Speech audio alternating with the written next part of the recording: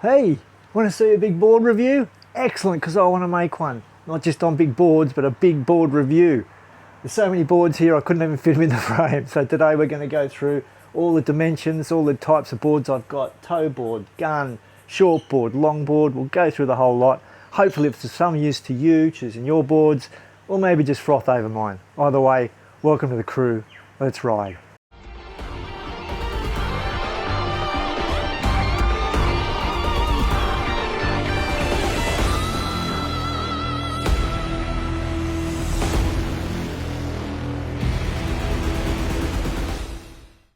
Okay, so just before we kick off, the idea of today's board review is just to run through all my board dimensions, all the different types, my quiver, from longboard right through to my tow boards. But more importantly, the quiver.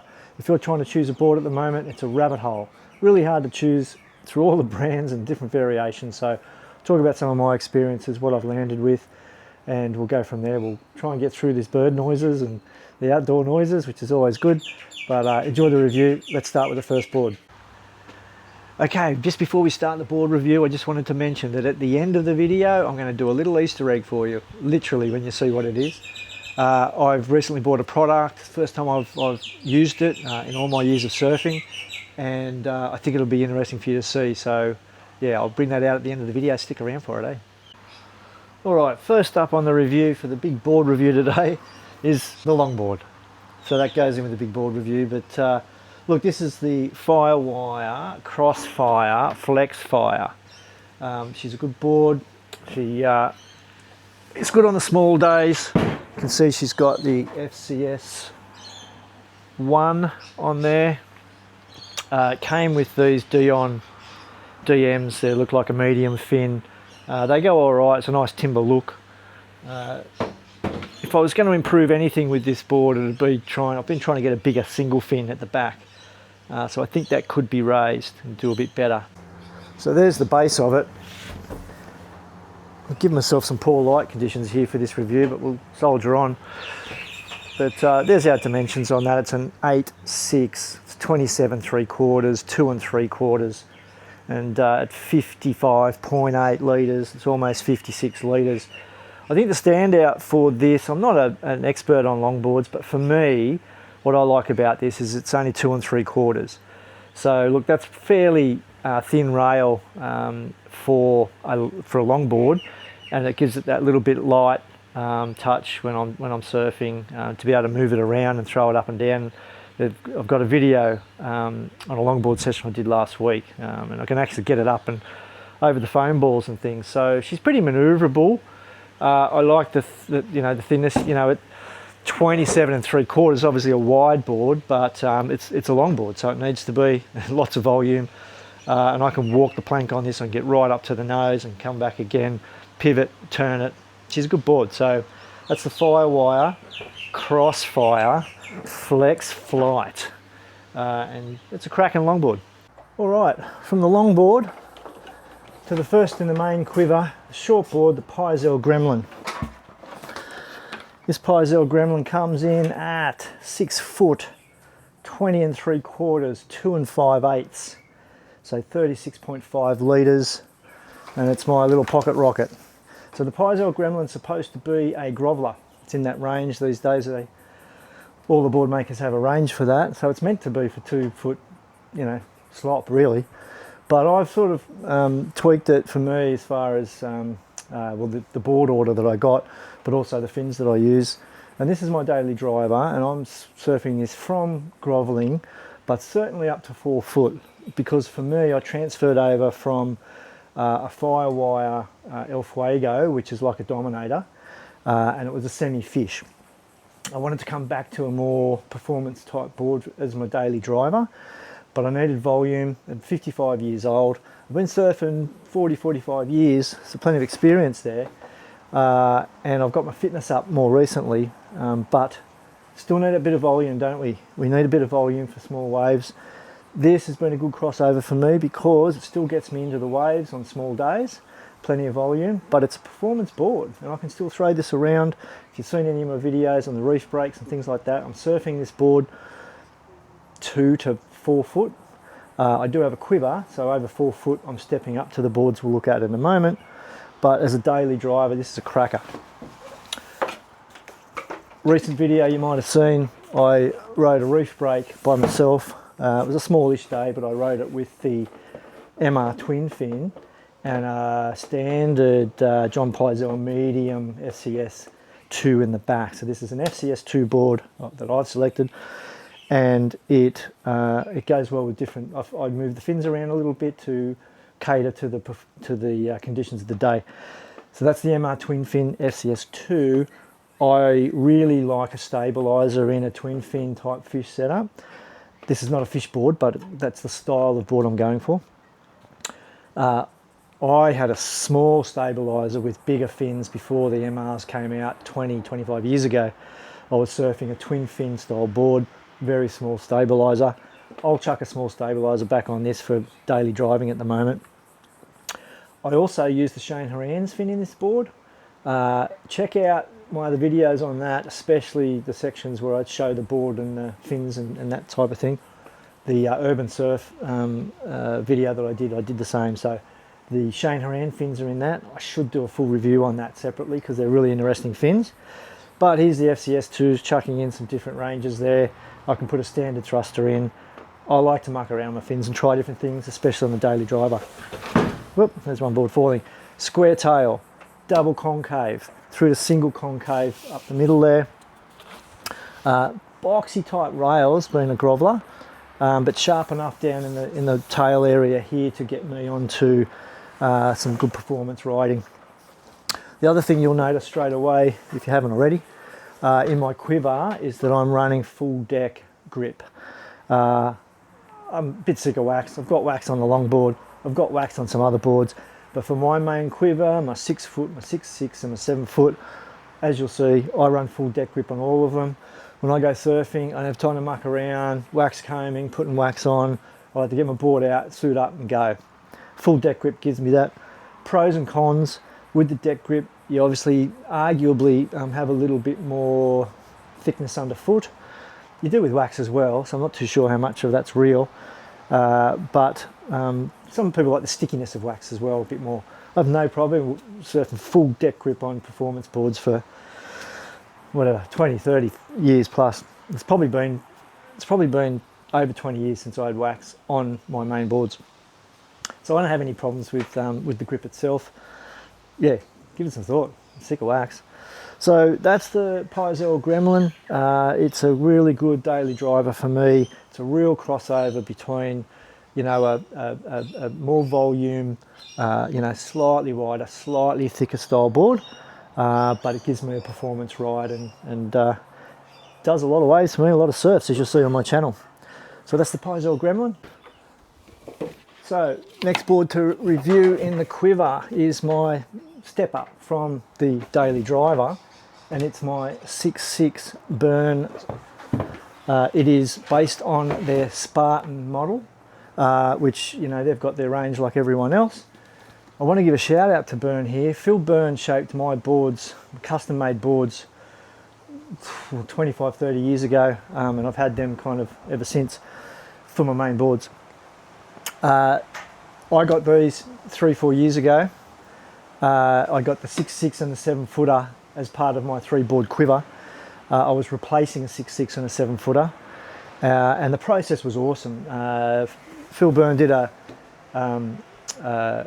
Teams meeting video with me session. We spent an hour going through my history, as a shaper should, I suppose, but you know, my weight, my goals, what I'd been riding, what I want to ride, and all that sort of thing. So this was tailored right down into that. In fact, the whole Quiver is tailored for me, and the boards themselves. The 6.6 is 20 and a half, 2 5/8, and 37.1 litres.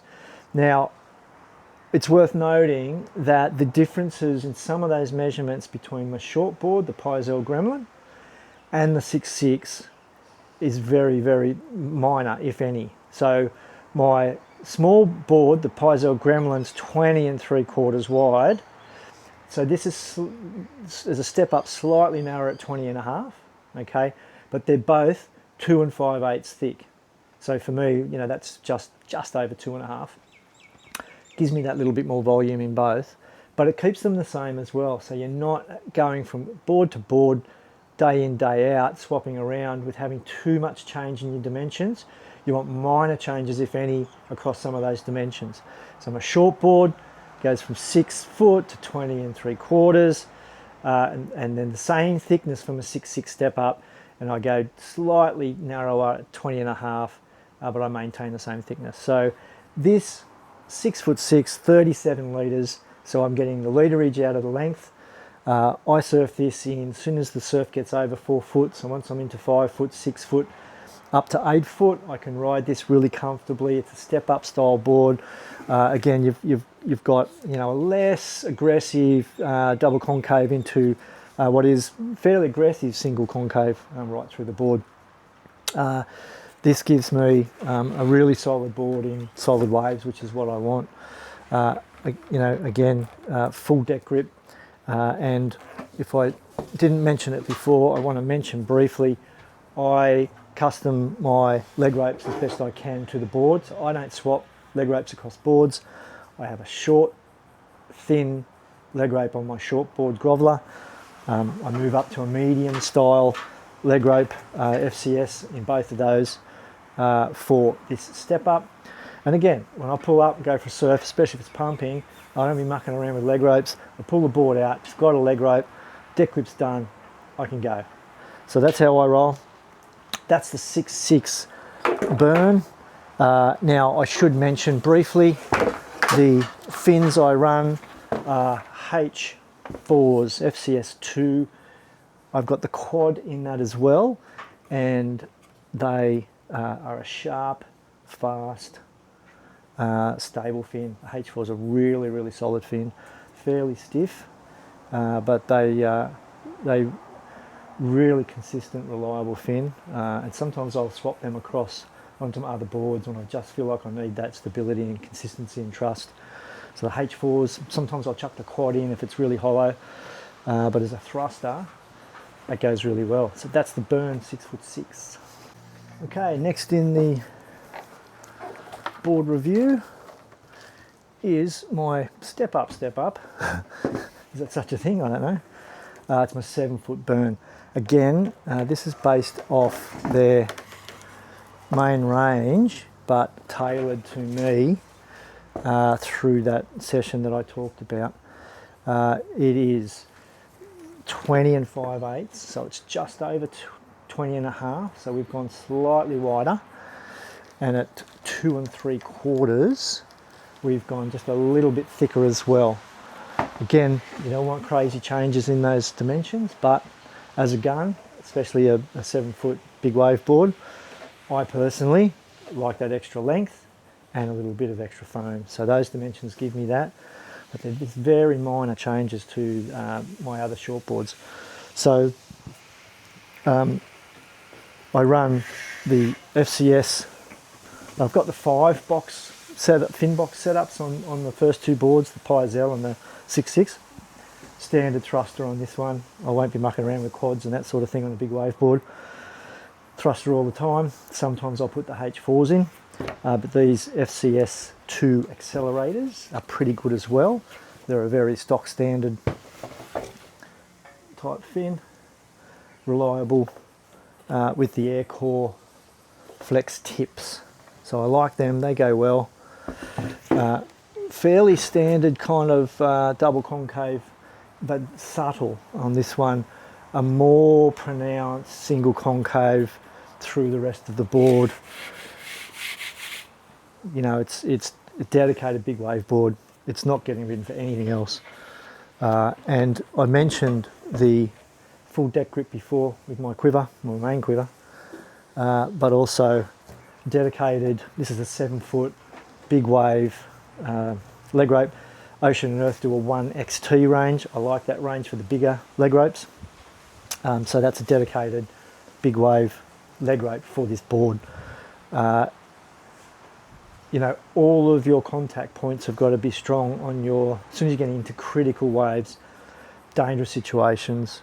I don't know whether you can see it, but I've got double rope there between the rail saver and the plug. So that's doubled up together with a really good leg rope. Gives me confidence when I'm copping big waves on the head and jumping off my board. I've also got that double rail saver rope set up on my 6.6 because I end up on some big waves on that board as well, up to 6 to 8 foot, which can get pretty sketchy when it's hollow. So that's the 6.6, sorry, that's the 7 foot Byrne 7 foot gun. It is a very, very reliable board for me in big waves. I also want to speak briefly about, you know, why have a quiver? Why have boards? You know, why do you want to be on a 7 foot board? You know, like a lot of guys will stay on a 6 foot board, on a performance board, in 6 to 8 to 10 foot plus waves. I'm not in that camp. I've always been a big believer in stepping up as the waves step up. It's no good being able to performance on the face of a wave when you can't catch the wave in the first place. And if you're paddling in and trying to sketch into even 8 foot, 10 foot waves, you know, on a 6 foot board, man, pro surfers can do it. But you know, the rest of us, you need to be able to get on the wave, and you need some confidence taken off on that wave and taking the drop. I will trade off flexibility on the wave face on a big day for the ability to make the takeoff. That's the trade-off for me. Plenty of guys sit out in big swell days with me and others like me who are great surfers, and if they can get on the wave, they're ripping heaps more than I am. But I tell you what, most of them aren't getting waves, and those of us with the big boards, we're getting into the waves and we're taking off. So I'm a big believer in big wave, big board. Happy for people to disagree. My experience is that works better for me. Again, pros and cons. I concede that once on the wave face, you know, a bigger board's a little bit harder to throw around. But I'll tell you what, if I'm on a big wave and I'm on it and I'm, you know, cruising down the face and pulling some turns, I'm happy, man. So yeah, keep that in mind. If you're a less experienced surfer and you're looking at what boards should I have, you've got to be able to afford them. But you might also be thinking, well, I can afford another board, should I be stepping up? If you're surfing bigger waves, my view, yeah, 100%, man. Confidence is everything in big surf. You don't need confidence in 2-3 foot waves. You don't need confidence you can surf a 4 foot board, man. There's no consequences to that. But if you're surfing, when you're surfing 8 foot and bigger to 12, 15 foot, confidence is everything to me. Having a big board, decent leg ropes, good gear, just that confidence alone just makes you feel a bit safer and gets you into those waves and just lifts that confidence to be surfing. And you'll out-surf people out there for sure if you're on a bigger board. That's the 7 foot. All right, so that's the main quiver done. The 3 boards we talked about there were the Shortboard Pyzel Gremlin, my 6.6 Byrne step up, and my 7 foot step up. So that's a new term I'm using. I haven't seen it anywhere else, the step up. Or was it the step up? Not too sure. But anyway, that's my 3 boards. We talked about the longboard. Great to have in the quiver. Not everyone's cup of tea, but I like to be able to be on all sorts of different surf craft. I want to talk briefly about the boards that I've got for tow surfing and some of the background on that. So I only started tow surfing last winter, so this winter just gone. It's currently spring here. You know, so I'm less than a year deep into it. Something I've always wanted to do. Very hard to get your hands on a jet ski, well, it certainly was for me. And my focus was in other areas, but I recently got the opportunity through a mate, and a shout out to Shane Arold, a mate of mine who helped me do the tow surfing. He's got a jet ski. He is a long time surfer, did a lot of towing surfing up and down the south coast here, certainly more than me, but he's pulled up injured over the last year or two. And yeah, we linked up and he said, I've got a jet ski, man, I know how to do it, why don't I get you into some waves? And I was like, let's go. So he did some training with me. We did safety training on the jet ski. We talked about communication. So we did a few small days, practiced the, you know, getting up like a skier, deep water, pull out. And then we had some big winter swells this year, big East Coast lows. One day was, one day here at Kiama Harbour was probably 8 to 12 foot, with certainly some big sets coming through there, and that was my second big wave session, and I got a couple of big takeoffs there after much effort, and got a few big ones on the head. And the other one was Shell Harbour, out Red Sands and Shallows. So that was a separate East Coast low. Big day. That was 12 to 15, I reckon. Some of those sets were really maxing out. I was lucky enough and privileged enough to happen to be out with Dylan Longbottom and his crew and his daughter. We didn't engage too much, but at the boat ramp, you know, I told them it was my first time, and they said, come out where we're going out, you know, so they were really friendly. It was pretty high stakes and pretty heavy surfing, so we sort of kept to our separate break there on that day, but it was amazing watching Dylan Longbottom and his daughter surfing with the experience they've got, and we've got some big waves out there. So, on to the board review. This is a board lent to me by a firefighter mate of mine, Dane Wilmot. He's given me this board this winter to use, which I did, and he's told me to hang on to it till I get my own gear. So this is 6'5", 18 inches wide, 2 3/16. So what do we see from that? 6'5", it's got a bit of length to it. You know, it's a mid-range board, not short, not too long. 18 inches wide, so it's quite narrow, especially for a 55-year-old dude like me. And 2 3/16. So again, narrow, thin in the rail and across the board there.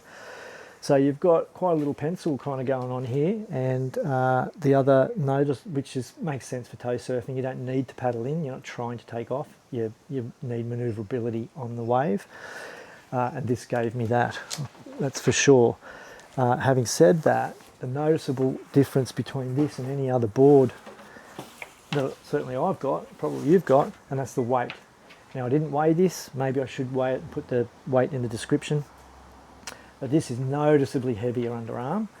Be like maybe 50% heavier again than a normal board. You can feel that weight. Not too sure how they achieve it in this. I suspect there's some ballast of some sort built into the board, maybe a bit of lead or something, I'm not too sure. But this has seen the rounds. Dane's obviously been doing some big surfing in his time. Thanks to him, I've now done some myself, but I've got lots more to do and lots more learning to do. The Dacon straps, the foot straps are there. I tailored them, moved them slightly for my feet positioning, but this dedicated tow board, you can see, has the screw areas to be able to move the footbeds around, which is handy. I spoke about leg ropes earlier.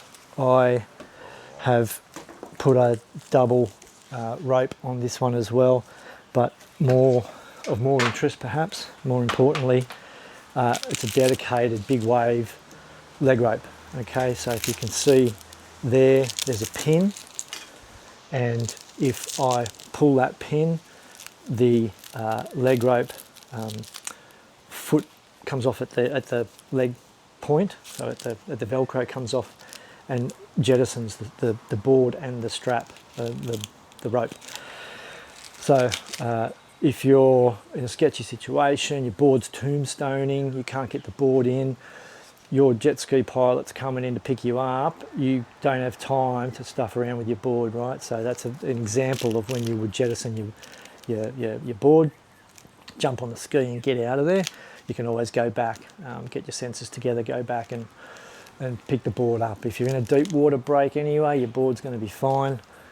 If you're on a reef, okay, your board's probably going to cop a hiding, but I tell you what's better, what that's better than, and that's you getting a hiding. So, safety point of view for me, I can pull this leg rope off now for that leg rope and that board as a dedicated tow board. So, some good safety equipment there. You can see across most of those ranges that I've got the GoPro attachment at the nose of the boards, so I can get some footage looking back up at me to break up that camera footage and give some good aspect on the videos that I make with the DJI Action 5 Pro. So yeah, I don't use the GoPro, but I use the GoPro mounts. They're pretty handy. Those mounts on the front of the board allow me to switch from the bite mount to the board mount, and I can change the aspect, so it's pretty cool. So I've got them on all the boards as well. So one more if I may. This is a tow board I've made up, and I made it out of a Firewire FlexFire that I had that I wasn't using. This had too low a volume for me it's about 27, 28 litres, and I was struggling on this. I've lost a bit of weight and got fitter since then, but it was just too much of a weapon for me and too light. You can see a really nice thin tail there. It's got a fairly medium style double concave into single concave. I've thrown some TC Redline FCS1 fins on there. They're quite a stiff fin, and they will go well. I haven't tried this for tow surfing yet, but they will be good for that. I've thrown on the Dakine foot straps on that. So the only negative with this particular board as a tow board is it's going to be too light. So I'm not too sure how detrimental that's going to be. Clearly the dedicated tow boards have lots of weight in them. Conversely, it must mean that if it's too light, it's going to be a bit heavy. But I would suspect like what I notice with tow surfing is it's often heavy conditions, big chop, big winds, thus the heavier board makes sense.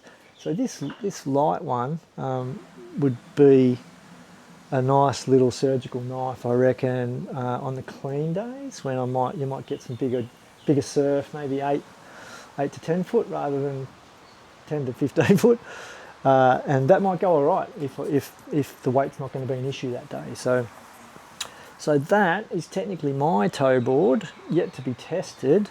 It's in test pilot stage, but there you go. I need to put some wax on up there as well, I've just noticed. So no full deck grip on these, going to need some wax underneath that surface there. So that's the two tow boards. So I hope you like that, and I hope that was of some use if you're thinking about tow surfing. I'm by no means an expert, but I've certainly had a crack, and there's two examples of boards that you can consider. Good luck finding tow boards, by the way. They're either like $2,000 or you can't find them. So I think everyone who has them sits on them and keeps them. So there you go, that's the tow surf. Okay, the FCS Sharkbanz POD is a product that I've only just got recently. It's been out with me once. So the product's been out a fair while, some years. It's not something that I was too worried about, to be honest, over the decades. But, you know, we've had more shark sightings here in certainly New South Wales, Australia, and up and down the east coast of Australia than before. I know that there's more technology, we're looking more. I accept all of that. But I tell you what, anecdotally, there seems to be more sharks around and closer in as well. So I figured, is it going to hurt? It's not going to hurt to have it on, is it? So if I get shark attacked after this video, you'll be able to say, well, the Sharkbanz didn't do anything. But anyway, here we are. So I jumped into the Sharkbanz pool and I got the Sharkbanz POD. It's fairly simple. You do have to keep this box because if you're going to travel overseas or have it near electrical equipment and things like that, really needs to be in the box. The box has like a shield in the box to protect other items from what is essentially a magnet. So you can tell by holding this thing that, like even on the box, it's magnetizing to the box. So It's magnet technology. I haven't done a full sort of deep dive into the technology of it and everything. Maybe I should have, but I don't think we all care about that. What I'm showing you is the size of it. Weight, I don't know, feels like 2 50-cent coins maybe. 2 big coins, you know. It comes with a little Velcro strap. As it is like that, you can chuck it in your wetsuit zip.